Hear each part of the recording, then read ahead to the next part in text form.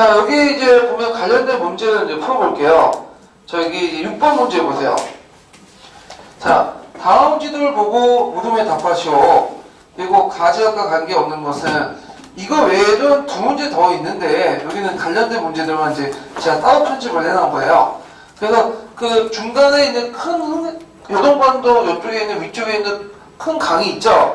이걸 요하라고 하죠. 그래서 이쪽 요소, 요동 이렇게 나누는데 가지역은 어느 지역 관련됐냐면 요동 관련된 지역이에요. 요동. 자, 그러면 요동 지역과 관련 없는 부분들을 찾으시면 되죠. 1번 보면 고구려가 후연을 격파하고 확보했다. 자, 요거는 언제 때 했죠? 강개토대왕 때. 강개토대니까 맞죠? 요동 지역. 그 다음에 2번 보면 백제가 진출하여 고대 해상세력을 구축했다. 요건 요동 지역이 아니라 요소 지역이에요. 그래서 백제가 거기에 징평군, 징평형을 설치했다고 했죠. 그 다음 3번에 보면 고려말 조선 초기에 실제 수복 대상이다. 자, 여기 이제 그 요동 지역까지는 공격했지만 이 동령도 공격이라고 하는데 점령은 했지만 뭐예요? 거기 차진 않았고 물려나왔죠. 그래서 이 요동하고 관련된 부분이니까 맞죠. 자, 그 다음에 4번 청해 지역 전쟁 때 한때 일본이 차지했다. 맞죠? 그래서 시모노세스키 조약 때 그 대만하고 요동을 하양한다고 했고, 그렇지만 먹으려고 하다가 삼국 간섭을 위해서 어쩔 수 없이 내놔왔죠. 요동 지역을. 그래서 답이 2번이 되겠죠. 자, 그 다음에 8번을 보면, 7번을 보면요. 자, 다음에 유물 유적과 공통적 관련된 국가는 이렇게 보는데, 자, 여기 보면 이제 그 백제 금방 나오죠. 이게 뭐죠? 철제도하고 선산 3종 마의 속불 백제의 미소다는. 그래서 충남 저희 서산시에 있는 석불 있죠. 그 관련된 것들 마의 불상과 관련되니까 백제 이렇게 답이 나오고요.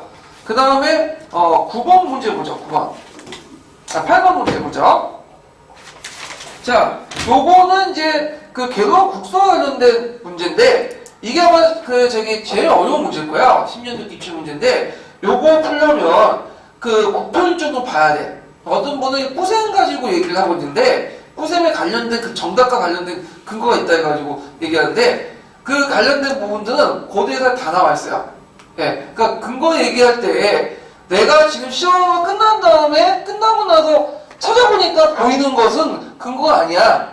그거는 내가 시험 보기 전에 어느 정도 충분히 인지한 만큼의 내용이 있을 때 근거가 되는 거지. 굳이 우리가 이제 뭐 포셈이나 한길이나 뭐 딱 이렇게 생각을 하고 거기에서만 찾으려고 하면 단서가 조금 있거든. 그러면 이게 거기서 나왔다. 말도 안 되는 소리죠. 그래서 이런 것들 좀 근거 찾을 때 이제 좀 보셔야 되는데 요걸 풀려면 국편이하고 백제사는 그 뭐냐면 전문 서적이 있어요. 제가 근거까지 올렸는데 그걸 보셔야지 풀 수 있는 거야. 그러니까 제대로 알고 풀려면. 근데 그거 보겠다고 국편을 보라고 하는 건 아니고 출제 근거가 그렇다는 거예요. 출제 근거가. 예. 그래서 이제 요거는 개로와 국서와 관련된 부분이니까 그 해석 부분은 그 참조를 하시고 해석 부분에서 자 문제 풀면 기읍 부유의 시조 동령은 백제 건국자의 조사로 내세운 건국선언을 통해 유추할 수 있다. 맞죠? 그래서 시는 어디서 나왔다고 했어요? 고구려와 함께 부유에서 나왔다. 그래서 이제 원래 우리가 동명서왕이라고 알고 있는 그 사람들은 고구려의 그 시조가 아니라 원래는 뭐죠? 부유의 시조죠. 그래서 그 내용들을 좀 기억을 해두시면 되고 그 부유의 동명서왕 신화 부분은 제가 그 기출 근거에 올려놨어요. 탕리국에 갖고 관련돼 갖고 나와 있거든요. 예. 그래서 이제 그 있고 그 다음에 이제 니은을 보면 요건 뭐예요? 연이 지금 제가 있어가지고 자국을 어육을 만들고 대신들을 무참히 사육한다. 그 내용이죠. 그럼 평양성 천도와 관련된 내용이죠. 근데 안호왕이 죽고 양호왕이 즉위하는 과정에서 벌어진 고구려 귀족사의 내분을 가리킨다. 이건 호대 6세기 때 내용이야. 그래서 요때 이제 귀족 연립체제가 형성됐다고 얘기했죠. 요 관련된 내용이고요. 그래서 이제 있고 그 다음에 이게 기출근거 1038페이지에 있으니까 한번 찾아보시고요. 자, 그 다음 3번을 보면 백제 동송왕이 남제에 보낸 국서 내용을 보면 고구려의 침입을 막아낼 사실을 적고 있다. 이렇게 있는데 요건 좀 약간 볼 필요가 있어요. 그 1039페이지 잠깐 펴볼까요? 기출근거.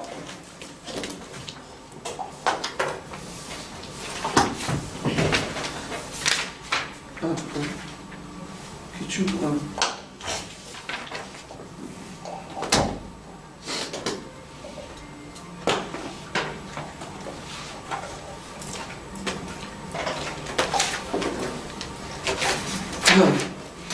자, 거기에 보면 이제 그 남제에 보낸 동서와 국서 내용이 있는데 일단 이거 틀린 거예요. 시기상 맞지 않아. 근데 이제 그 시기상 맞지 않지만 그 사실은 동서한테 사실 맞긴 맞아요. 거기 보면 자, 이에 위나나 오랑캐가 또다시 기병 수십만을 동원해 백제를 공격하여 그 지정에 들어가니 모대의 장군 사병무 찬수나 그 다음에 해골 목간나를 파견해 무리를 거느리고 오랑캐 군대를 기습 공격하여 그들을 크게 무찔렀다.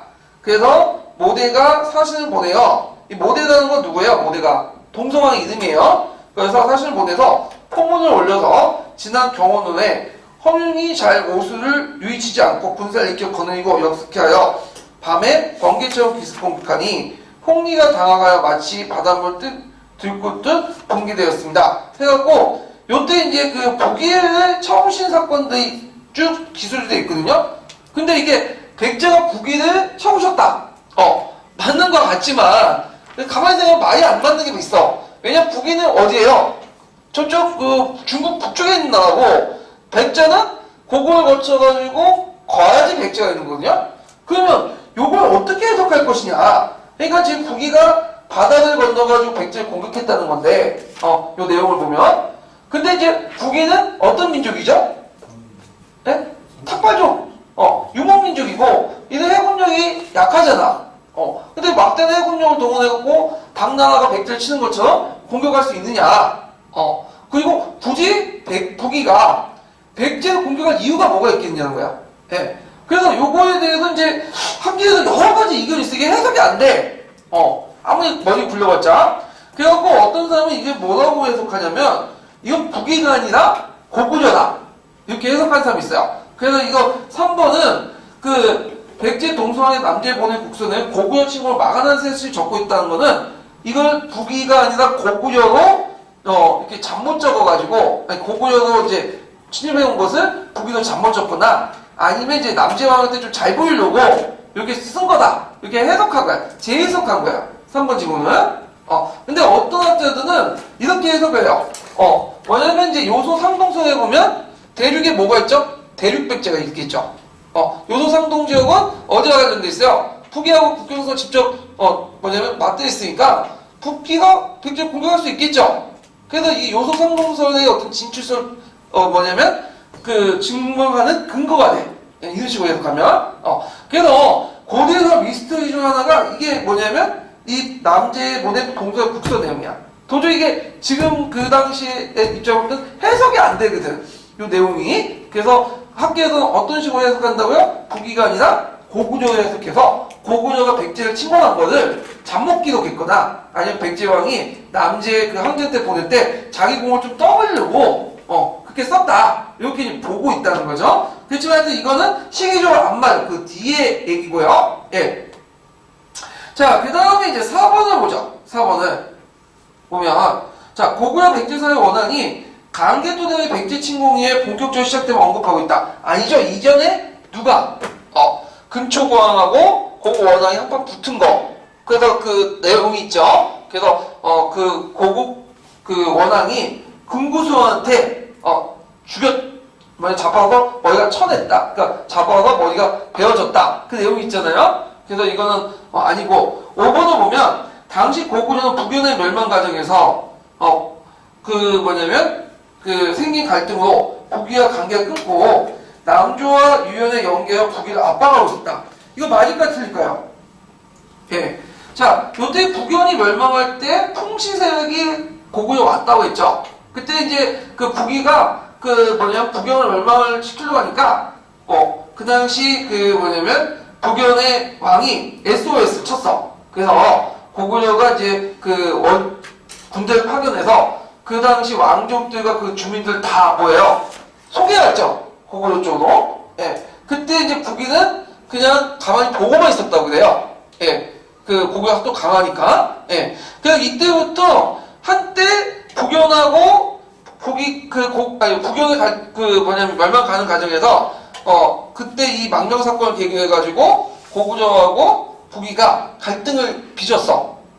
그래서 한때 국경이 단절됐어요. 국교가 단절됐는데 좀 있다 다시 회복이 됐어요.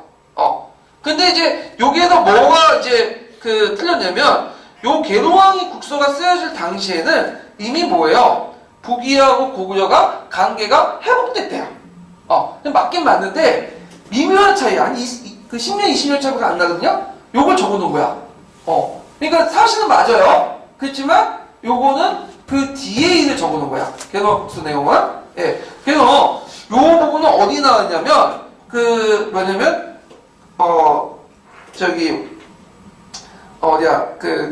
국편이 자료에 있는 거예요. 국편이 자료. 그래서 아주 사소한 부분까지, 그러니까 장수왕 한 대뿐만 아니라 장수왕 때의 그 몇 년 차이, 몇십 년 차이에 있는 그 외교 관계의 변화를 알아야지만 이 5분 문제를 해석할 수 있어. 예. 그래서 이런 것까지만 아마 이런 식으로 문제를 주관식을 내면 거의 대부분 틀릴 거야 아마. 그러니까 이런 거를 대비한다고 해서 어려운 책 볼 필요 없다는 거죠. 왜냐면 주관식 문제는 쉽게 낼 수밖에 없어요. 몇 문제 제외하고는. 왜냐면 가락이 많이 나오면 이 사람들도 도굴치 같고 뽑아야 되는데 인력을 뽑아야 되는데 대부분 가락이고 합격자가 없으면 어떡해요? 8년 못 내잖아. 누가 더 골치 아픈지 생각하고 이제 공부를 할 필요가 있어요. 그래서 최근 추세는 이제 어렵게 내는 것보다는 1차는 좀 쉽게 내가지고 기본적인 소양만 가지고 있는 사람 뽑고 2차를 강화해서 인성을 위주로 이렇게 하는 흐름이 있기 때문에 시험 문제 그렇게 어렵게 안 낸다는 거예요. 그래서 쓸데없는 책 많이 보면서 공부할 필요 없다는 거예요. 합격을 목표로 한다면요. 예. 자, 그래서 답은 1번이 나오겠죠? 자, 그 다음에 이제 신라 부분인데, 신라는 신라하고 이제, 풀죠.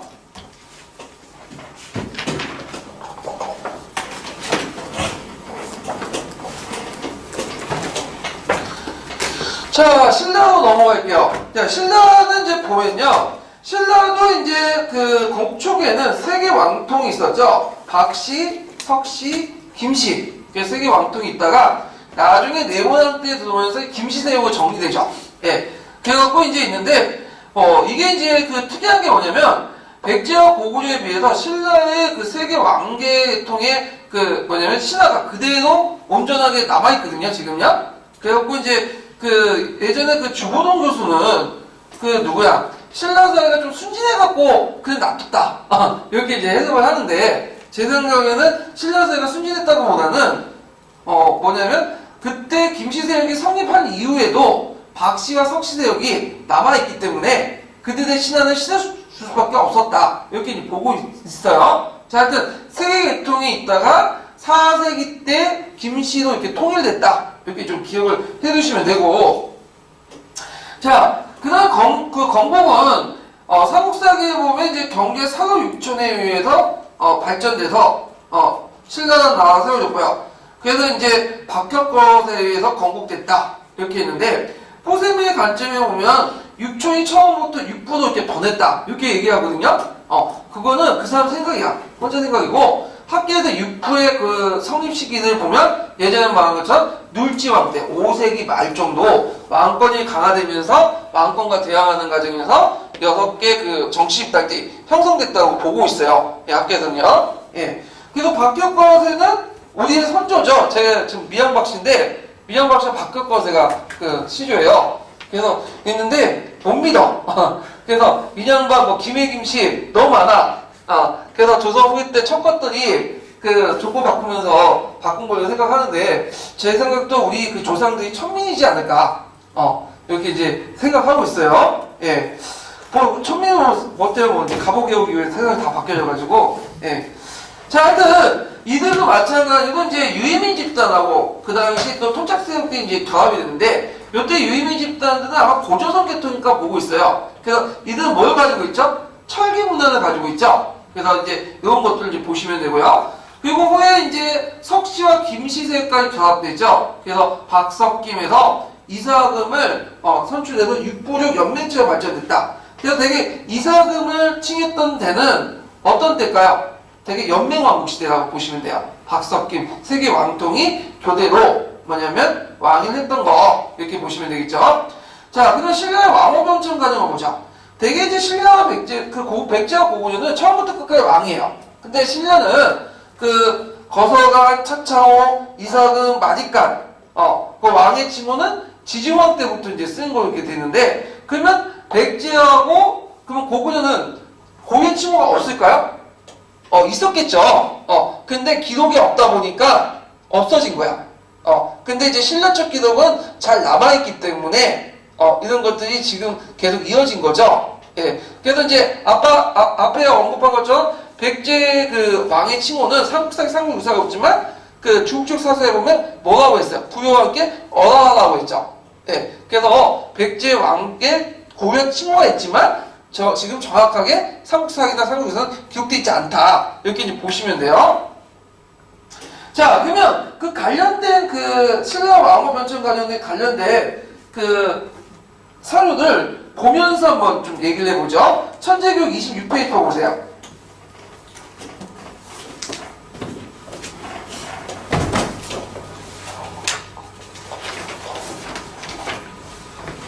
잠깐만요. 나 다리가 아프네.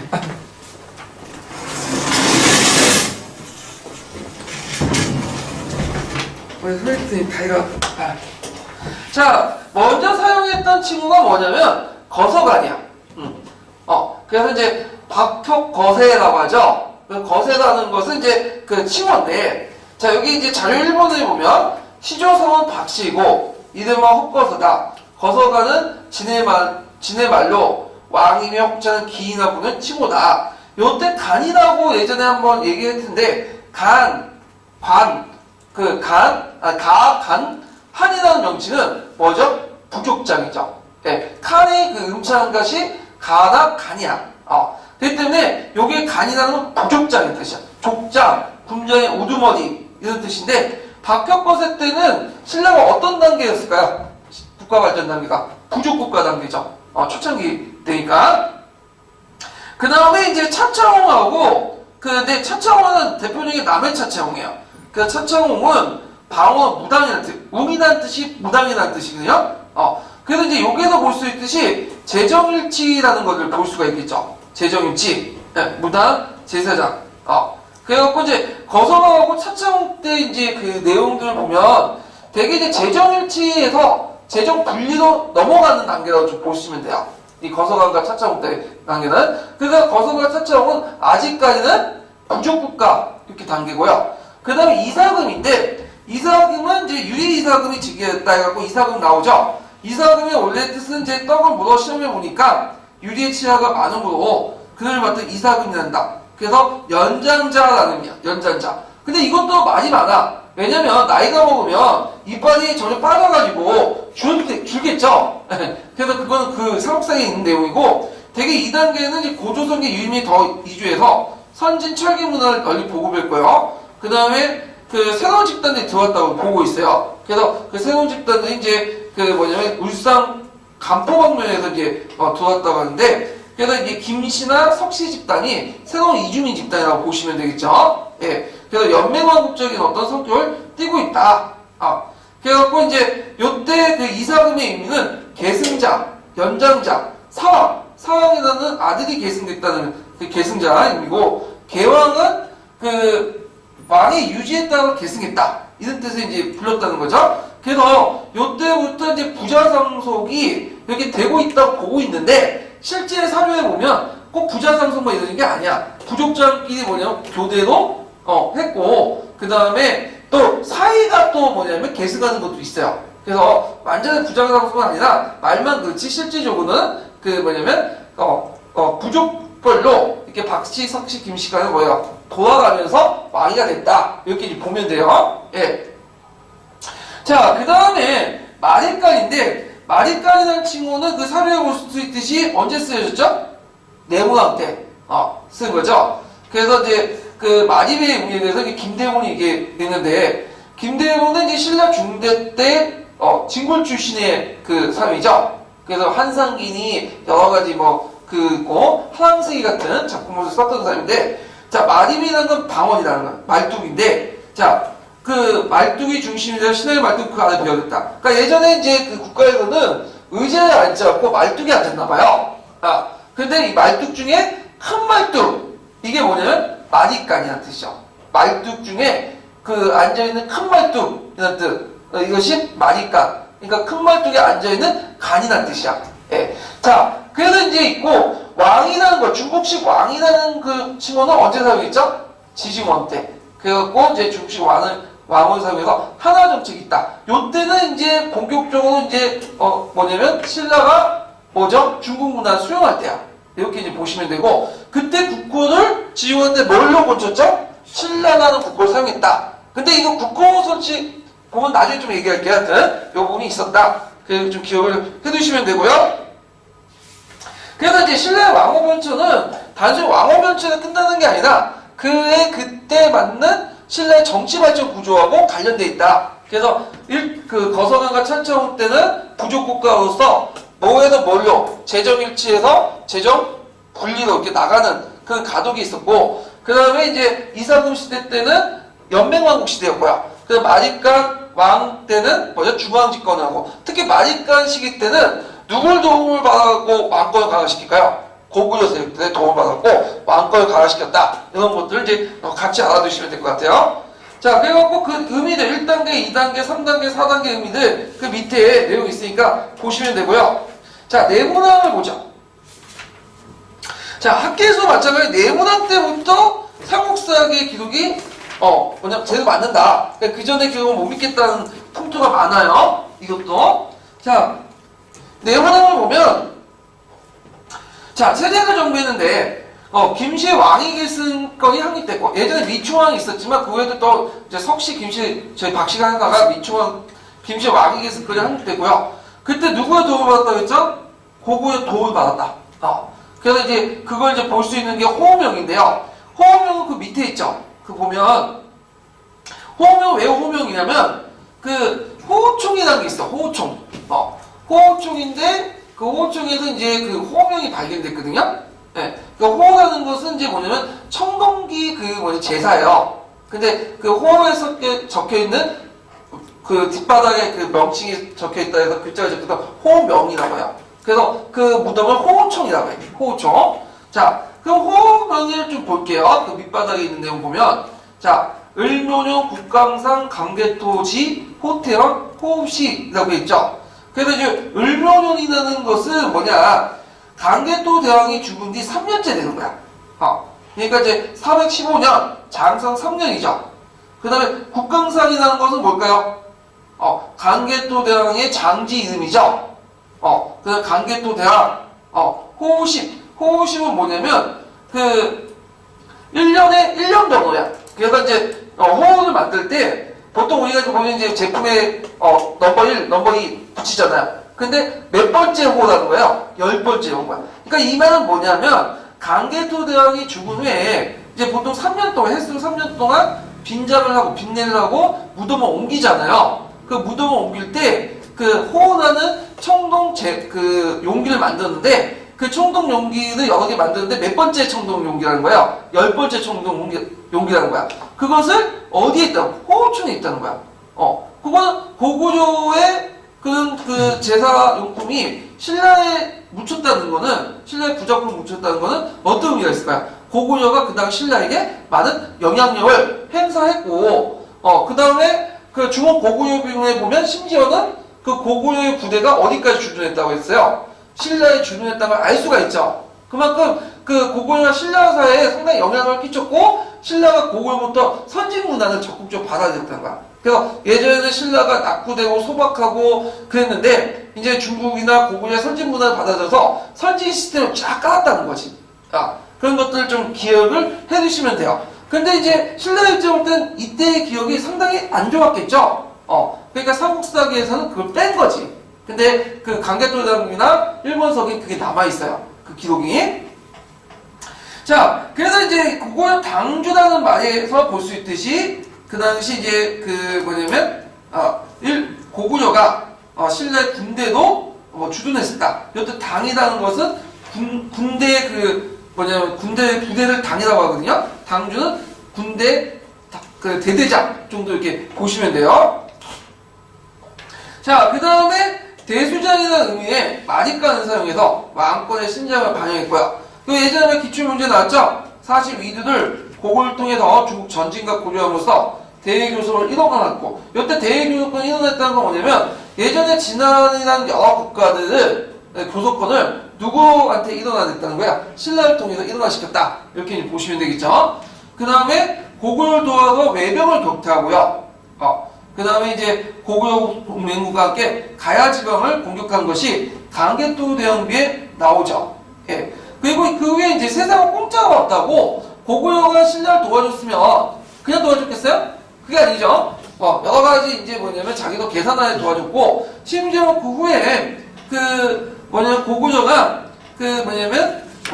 신라 왕실의 왕위 계승까지도 관여하게 돼요. 그래갖고 이제 내무나 37년에 죽으니까 그 당시 실성을 고구려 인지도로 있었는데 이 실성을 내세웠어. 그래서 실성왕을 즉위시키고 등 여러 가지 왕실의 이제 뭐냐면 내부 문제까지 개입을 하게 되죠. 자, 그래서 처음에는 이제 그 다음에 실성왕 다음에 눌주왕이 지냈는데 눌주왕도 나름대로 처음에는 고분고분했어. 근데 이제 계속 간섭짓 하니까 이게 이제 참았다 어떻게 돼요? 폭발이 나오죠. 그래서 일본서기에 보면 이 말이 있어요. 집안의 수탁을 제거해라. 이 말은 뭘까요? 수탁은 뭘까요? 네? 자, 고구려인들은 모자를 쓰죠. 모자를 쓸 때 뭐야? 새 기틀을 뽑는 조우관을 쓰죠. 이 조우관은 뭘 상징하고 비유하고 있어요? 수탁을 비유한다. 그러니까 신라 내에 있는 수탁들, 고구려인들 다 쳐낸 거죠. 그리고 이제 고구려와 결별하고 누구와 손을 맺게 된 거죠? 백제와 손을 맺게 된 거죠. 예. 그래갖고 이제 그 나제 동맹이 성립됐다. 그리고 눌주왕 때 들어가면서 이제 부자상속제가 확립됐다. 이렇게 보시면 돼요. 예. 그래서 그 전에는 이제 실성은 어미일만 하면 이제 내문학 그게 누구야? 내문학의 아들은 아니고 그쪽 반개 쪽인데 이제 실성이 죽고 다시 눌지가 되고 눌지가 그 아들한테 계속 이제 세습됐다. 이렇게 이제 보시면 되겠죠. 자, 그 다음에 그 왕 뒤에 이제 소지왕도 있고 등등 있는데 그냥 건너뛰고요. 이제 신라의 발전 과정에서 이제 보게 지증왕, 그 다음에 버프왕, 그 다음에 진흥왕, 요 3대 왕이죠. 요 3대 왕의 업적은 꼭 외워두세요. 상당히 중요해. 그냥 되게 시험 문제 여기 나와. 여기에서 지증왕, 버프왕, 그 다음에 진흥왕. 자, 6세기 때 왕들이죠. 그러면 그 관련된 내용을 비상교육에서 한번 읽고 넘어갈게요. 자, 비상교육 33페이지.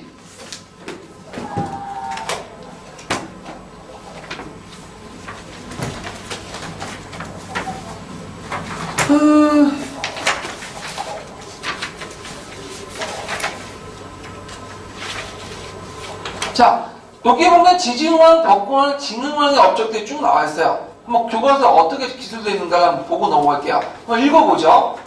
비상교육 33페이지야. 신라는 6세기 초 지증왕 때에 본격적인 제도 정비를 실시하였다. 지증왕은 나라 이름을 신라로 정하고 왕의 칭호도 마립간에서 중국식 칭호의 왕으로 바꾸었다. 또한 농업 생산력을 높이기 위해 우경을 장려하였으며 노동력을 확보하고자 순장을 금지하였다. 지증왕은 수도와 지방의 행정구역도 정리하였는데 특히 지방 행정구역을 주 군으로 나누어 관리를 파견하였다. 한편 지금의 울릉도인 우상국을 비롯하여 경상도 북부까지 영토를 확장하였다. 지증왕의 뒤를 이은 버풍왕은 율령을 반포하고 골품제를 정비하였다. 관리들을 17등급으로 나누어 등급별로 복색을 달리하여 서열을 구분하였다.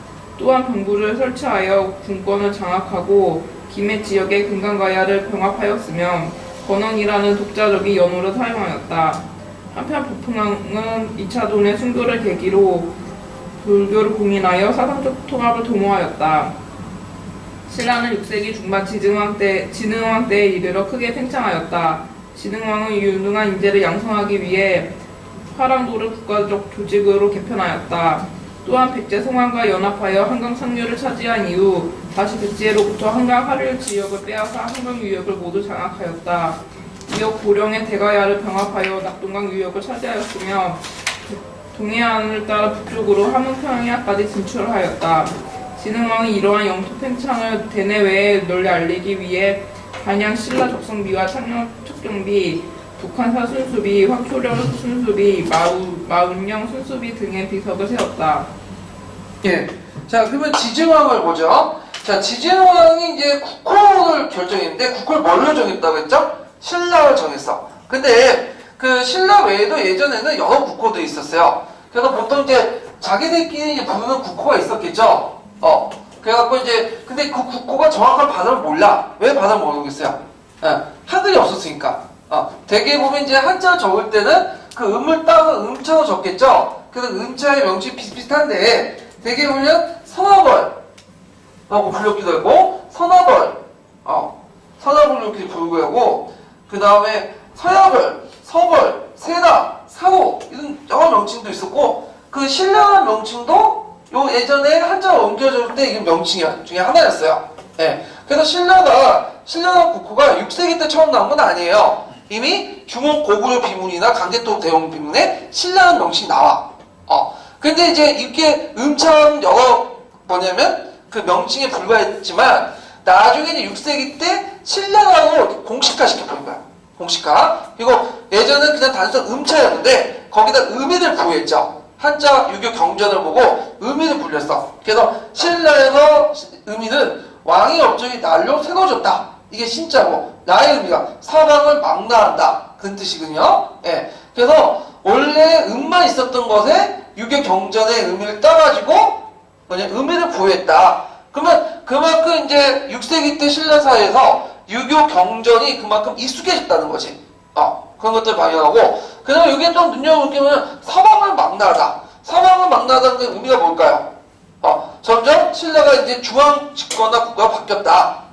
중국식 중현제도를 바탕으로 받아들여서 중앙 집권 국가가 바뀌었는데, 예전에는 어떤 식으로 지배했죠? 소국을 지배한 다음에 소국의 수장의 지배권을 인정했죠. 소국 지배권을 인정하고 간접 지배 형태였는데, 이때는 이제 중국식 주현제를 받아서 직접 지배 형태로 바뀌기 시작했다. 그것은 이제 사방을 망라하다는 의미에서 볼 수가 있다는 거죠. 예. 그래서 이런 것들 좀 기억을 해두세요. 그래서 신라라는 국호는 지중왕 때 처음 나온 건 아니고, 그 전에 여러 국호들이 같이 사용할 때 같이 사용했다가, 요때 공식화되고, 여기에다가 한자의, 아니, 유교 경제에 의미가 부여됐다. 이런 것들을 좀 알아두시면 될 것 같아요.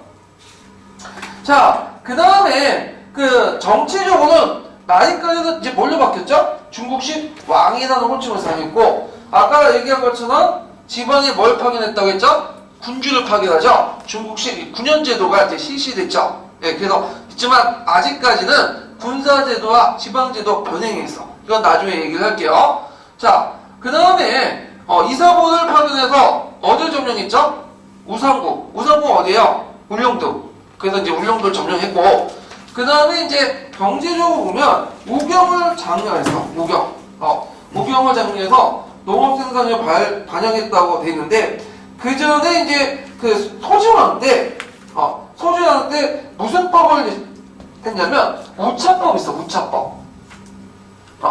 우차법. 그래서 이제 소주왕이 우차법인데, 이제 우차라는 것은 소가 있으면 거기에 멍에를 씌운 다음에 밭을 가게 하는 법이 우차법이거든요. 예. 그래갖고 이제 이 소주왕 때 했다고 있고, 다른 책은 또 눌지마니까 때 했다는 설도 있고, 하여튼 이 시기 무역에 뭐예요? 소를 이용해서 밭을 경쟁하기 시작했다. 지금은 당연한 건데, 그 당시에는 상당히 신기수였다는 거죠. 이게 이제 신라의 지증왕 때 나와요. 그러면 고구려 백제는 없었을까요? 분명히 있었죠. 그 전에 있었겠죠. 그래서 이제 학자들은 고구려 우경 그 기술이 신라에 전파됐다. 그래서 이제 6세기 때 그게 널리 확산됐다. 이렇게 보고 있어요. 사람들은. 예. 자, 하여튼 농업 생산력이 발달이 됐고요. 그 다음에 이제 사회문화적으로 순장제가 폐지되죠.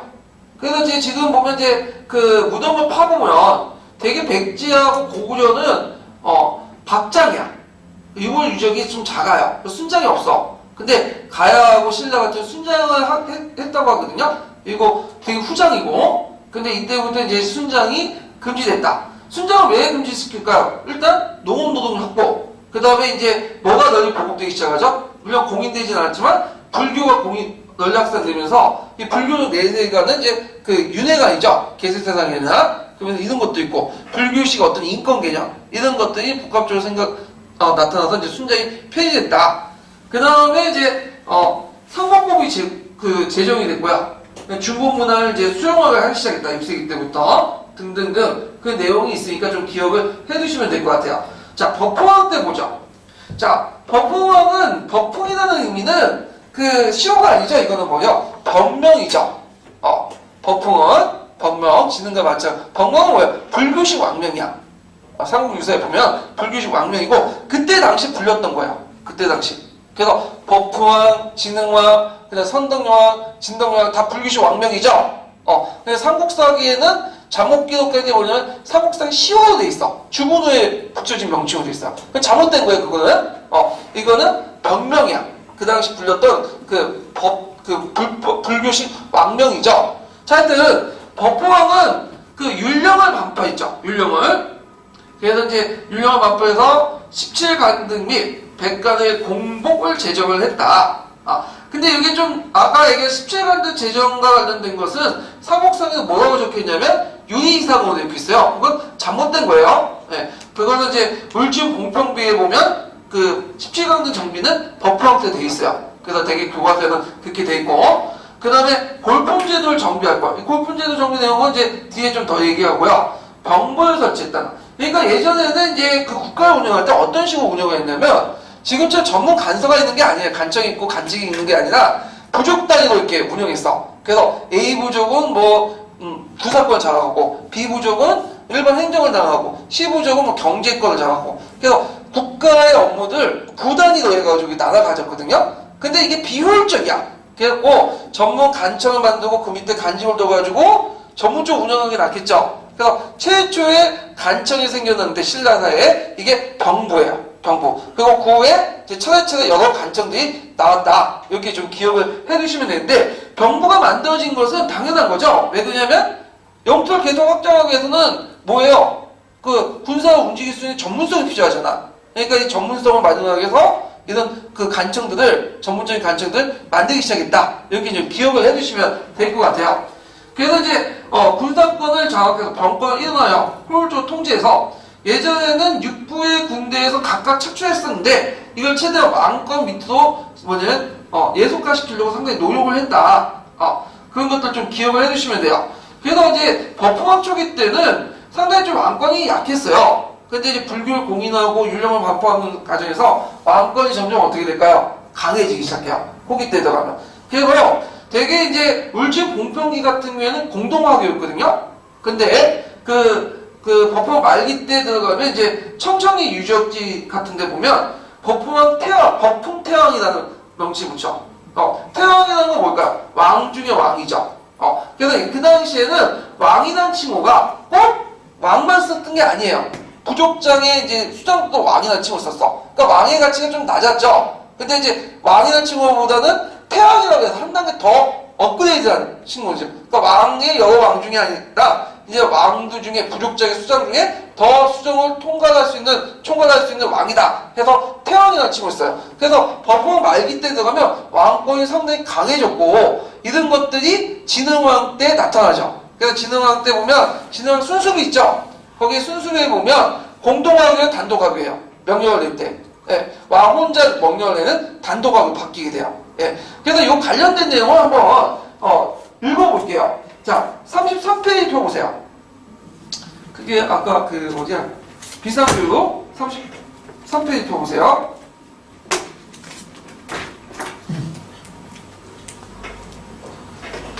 자, 거기 보면 금성문 알아보는 신라 왕권 강화 과정 있죠? 네, 보이죠? 그거 한번 읽어볼게요.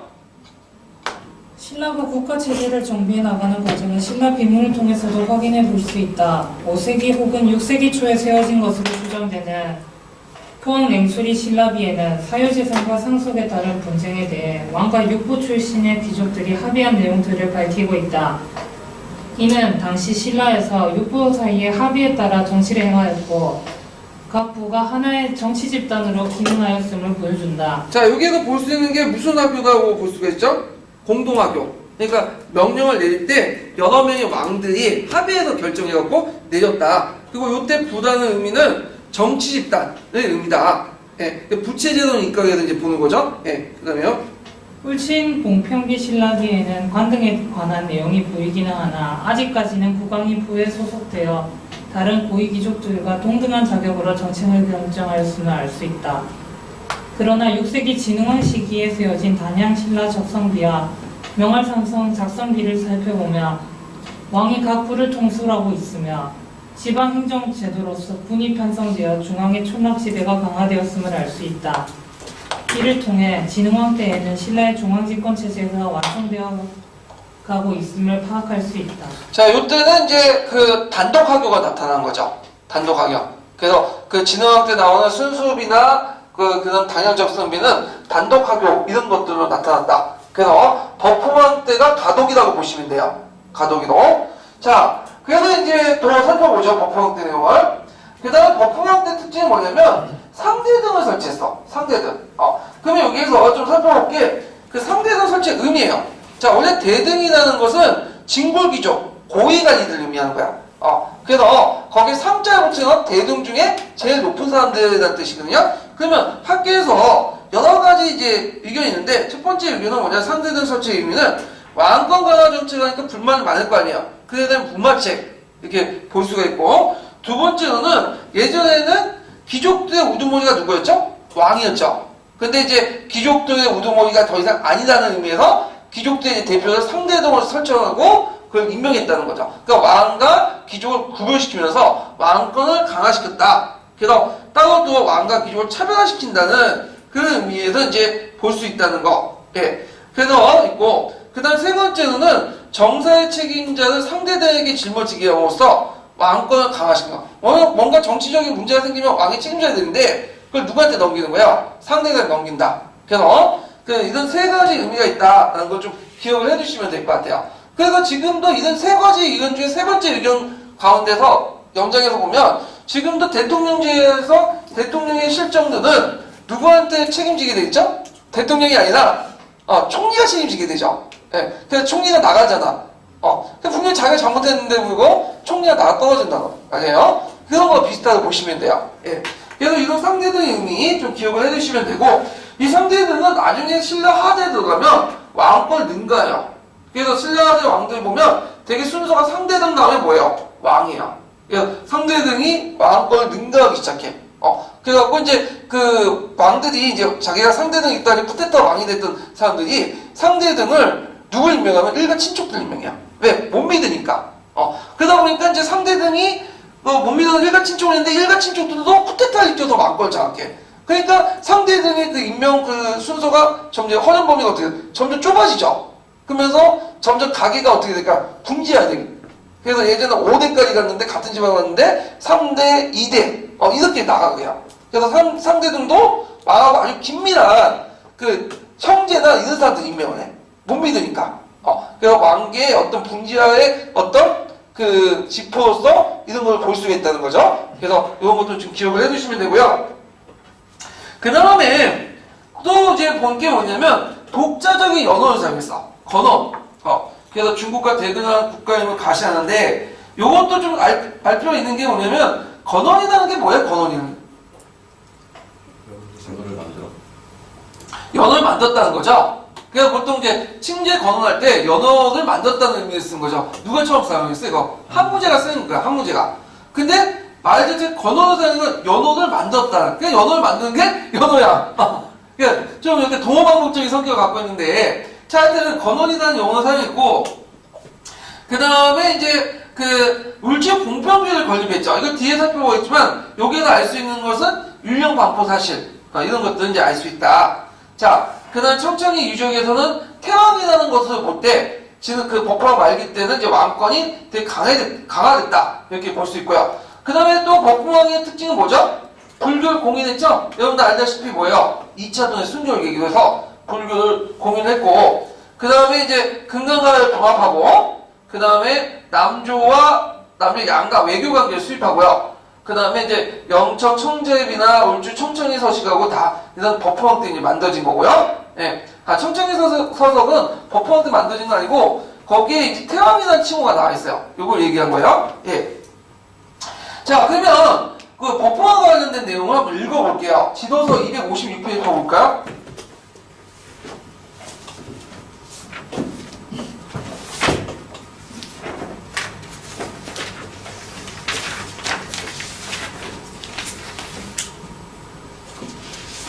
자, 거기에 보면 이제 법화왕의 그 뭐냐면 국가체제 정비 과정이 있죠. 예.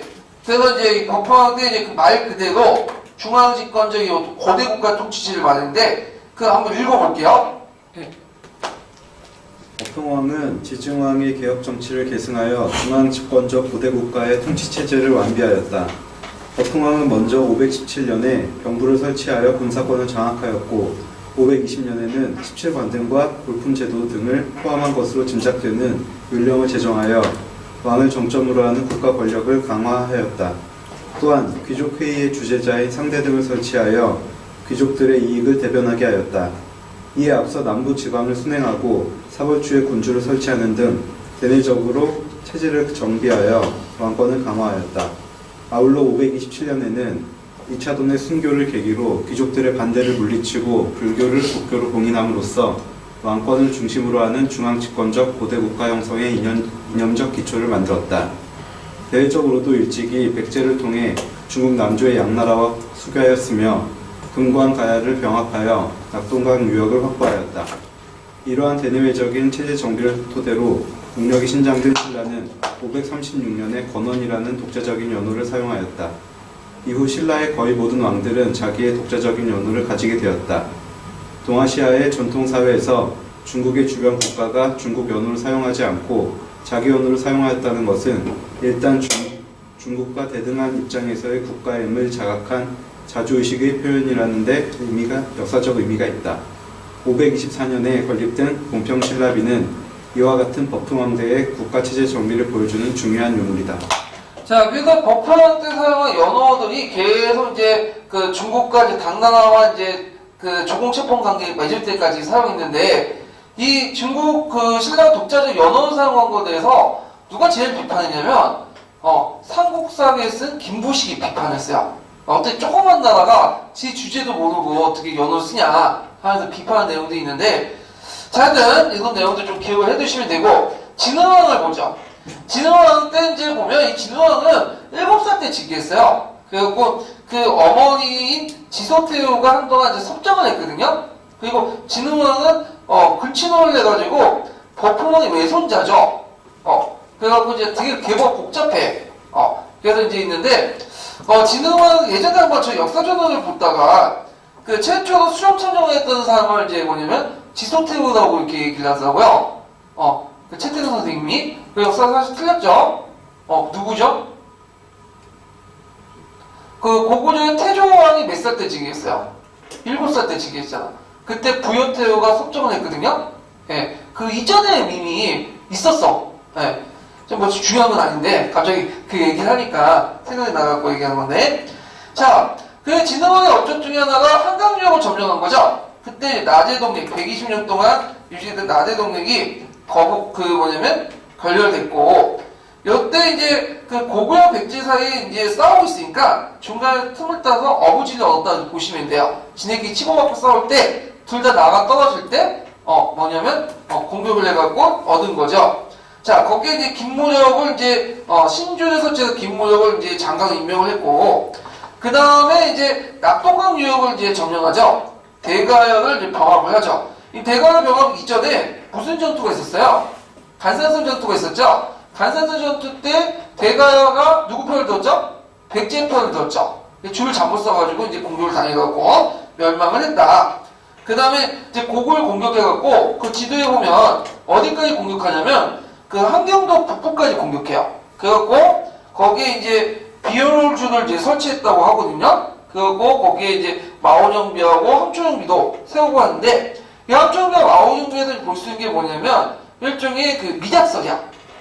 그래갖고 고구려는 그 당시 6세기 때 고구려는 혼란기였어요. 안으로는 이제 왕이 계승을 둘러싸고 귀족까지 다툼이 있었고 밖으로는 남쪽에 누가 쳐들어와 나제 동맹군이 쳐들어오고 한강유역을 차지하고 있었고 북쪽에 누가 들어왔죠? 돌골. 근데 고구려 같은 경우 땅에 넣고 전선이 2개 전선으로 이렇게 뭐냐면 유지가 되잖아요. 그러니까 병력을 분산시켜야 돼. 그러니까 이제 먼저 그 고구려 입장일 때는 신라와 백제 중에 신라는 그렇게 뭐 두려움의 대상이 아니었어. 적당히 타협해갖고 땅을 내주고 여기까지만 이제 너네 줄 테니까 먹고 그냥 조용히 있고 그 남쪽의 병력을 어디로 이동을 시켰죠? 북쪽으로 이동해갖고 돌골 맞는데 급소모였죠. 그 후에 이제 뭐냐면 다시 병력을 동원해서 그 신라가 때렸던 한경도와 강원도 북부 영토를 다시 회복을 했어요. 예, 하여튼 그때 잠깐 한경도 지역을 이제 점령했다. 이렇게 좀 기억을 해두시면 되는데 요와 관련된 그 미작 부분이 그 2개의 비문에 나타나죠. 어디나죠? 마을정비와 항초정비에 나와요. 그래갖고 그 내용들 파악을 해두시면 될 것 같아요. 그 다음에 이제 그 성왕과 함께 이 사람도 대항의식, 전륜성왕을 자칭하면서 불교식 어떤 그 의미를 되게 많이 두죠. 그래서 그 자기 아들이나 이런 사람들 이제 아들들 동륜이나 사륜이라고 칭하고 이런 것들인데 요 뒤에 이제 좀 얘기를 할게요. 그 다음에 이제 항룡사를 조성하고요. 그 다음에 이제 지금 없었지만 항룡사 장육상을 제작을 했다.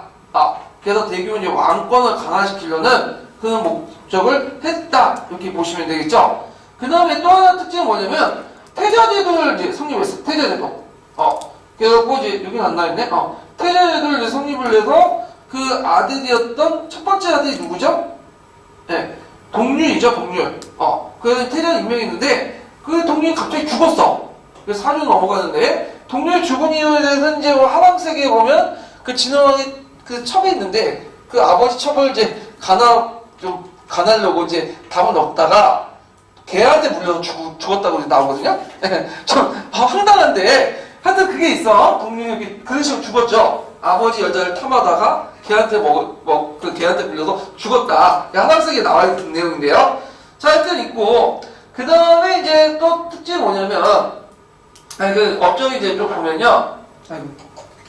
자, 제왕건호가 뭐야? 왕을 황제가 칭하고 연호를 사용했다. 이렇게 돼 있거든요. 예. 그래갖고 이제 그때 그 연호 칭하는 내용들이 되게 많아요. 그래서 개국, 대착, 홍제라는 영어를 사용했다면 개국, 대착, 홍제라는 영어를 사용했는데 이 내용이 예전에 한번 시험에 나왔어요. 예.